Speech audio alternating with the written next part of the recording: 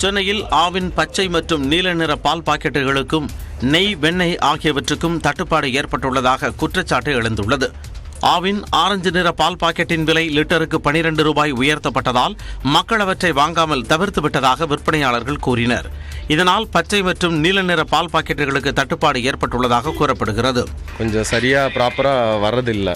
பால் கேட்டோம்னா அவங்க லிமிட் பண்ணிட்டாங்க, இதுதான் அளவு, இதுக்கு மேலே வாங்காதீங்க. முடிஞ்ச அளவுக்கு மக்களை ஃபுல் கிரீம் மில்க் சேல் பண்ண சொல்கிறாங்க அப்படின்னே சொல்கிறாங்க. ஆவின் உற்பத்தி செய்யும் பால் மட்டுமின்றி வெண்ணெய், நெய் ஆகிய பொருட்களுக்கும் தட்டுப்பாடு நிலவுவதாகவும் 4 மாதமாக இந்த நிலை நீடிப்பதாகவும் விற்பனையாளர்கள் கவலை தெரிவித்துள்ளனர். ஆவின் பொருட்களில் நெய், பட்டர் ரொம்ப தட்டுப்பாடு இருக்குது.